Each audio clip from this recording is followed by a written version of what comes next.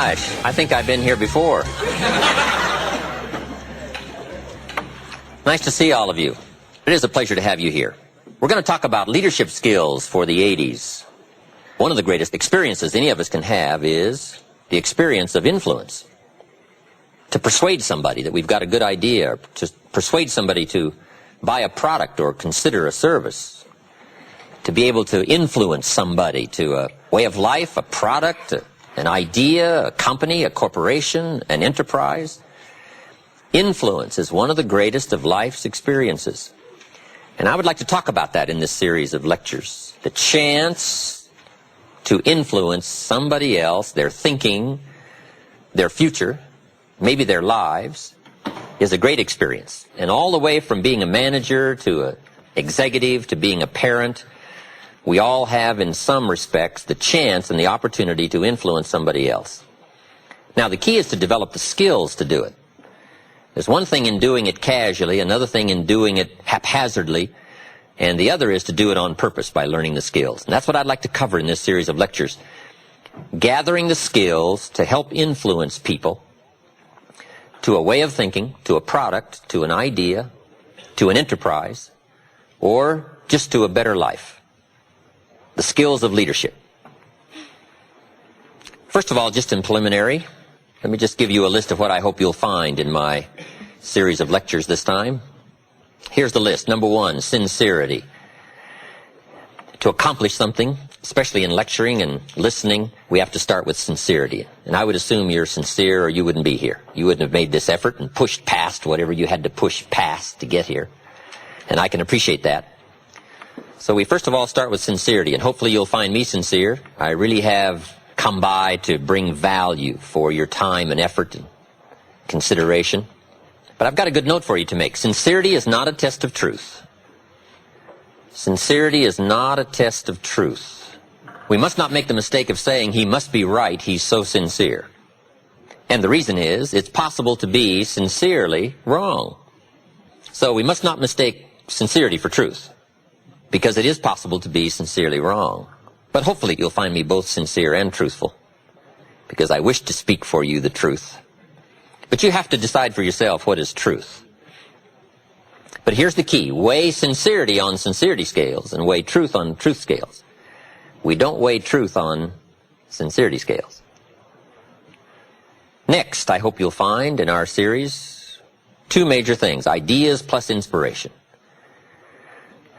If you want your life to change, here's the source of it all. Ideas plus inspiration. Now, ideas are not that far away. In fact, I've got a good phrase for you to consider. This will serve you well for the rest of your life. Everything you need is within reach. Everything you need is within reach. The ideas you need for life change or business change is within reading reach. It's within listening reach. There's probably a library not too far from you. The problem is, right, there's a library there, but most people drive by. Very few drive in. Poor Andrew Carnegie, right, set up all these libraries across the country thinking everybody would stop by. Saying, no, everybody's going to drive by. He thought sure they were going to stop in. Do you know how many people own a library card in the United States? 3%. And guess how much they cost? Nothing. Wow. But see, it's within reach. Now, the key is, who's going to reach? There's a simple Bible phrase, and I'm an amateur on the Bible, but here's what it says. If you search, you will find. But it's very important to know that finding is reserved for the searchers. We don't find what we need, we find what we search for. Needing is not the prerequisite to getting value. You can't be a needer, you have to be a searcher. But if you'll search, if you'll try, if you'll go, if you'll listen, ideas are within reach. And ideas are life-changing. There's nothing so powerful as an idea whose time has come. A business idea, a social idea, an investment idea, a good health idea. All you need is just the refinement of an idea to make an impact on your life. Gather treasure, gather equity, gather wealth. Because it doesn't take much to make a significant difference as the time passes. You might draw a little circle. This is where you are. 10 years from now, you could be here. Or 10 years from now, you could be here.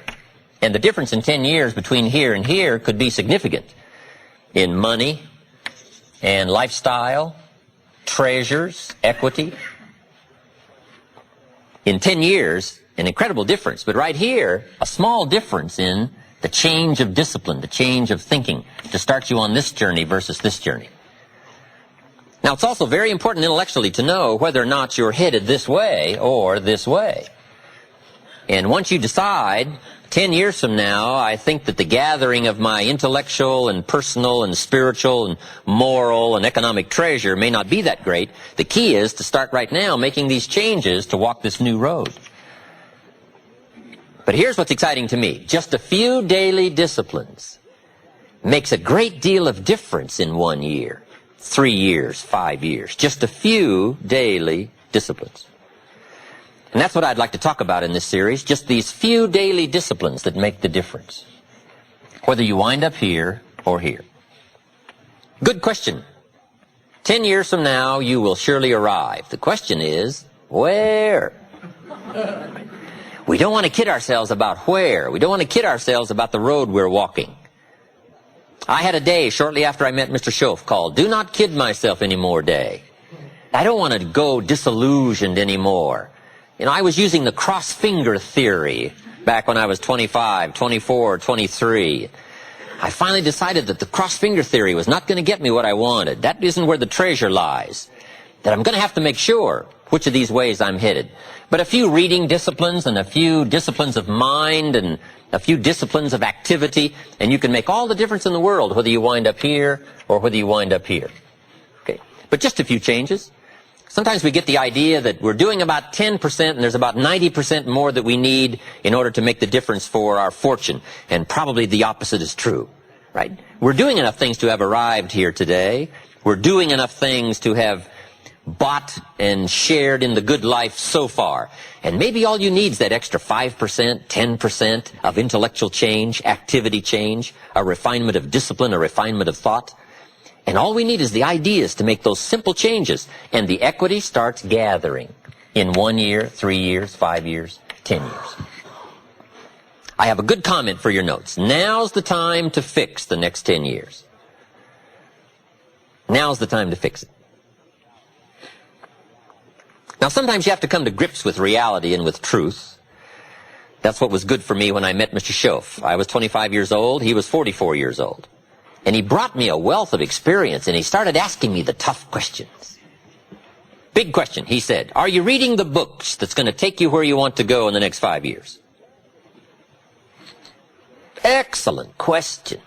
So you want to make sure. I would assume for all of you, to get where you want to be in the next 5 years, you're either reading the right books or you're not. That's kind of a brilliant statement, right? You're either engaged in the disciplines or you're not. But here's what we don't want to engage in. Disillusion, right? Hoping without acting. You know, wishing without doing. So the key is to take a look and say, where am I? What could I do to make the changes, to make sure that I can take more certain daily steps toward the treasure I want, the mental treasure, the personal treasure, the spiritual treasure, the financial treasure. I don't want to make any errors. Now's the time to adjust my daily program to take me where I want to go. So hopefully I'll have some ideas to share with you that might help make just a few adjustments. And in lecturing for especially the last 16, 18 years, I've got some letters and some personal testimonies of people that have done such remarkable things with just a few suggestions that it is worth taking the time. And that's what I'm here for. To do a little coaching. A good note for you to take. We could all use a little coaching. When you're playing the game, it's sometimes hard to see it all. And if you just take a breather, take a little time out. That's what we're doing here in this lecture series. Take a little time out. Listen to someone's experiences, which is what I want to share with you. My experiences, my ideas. And see if it might cause for you a little moment of correction.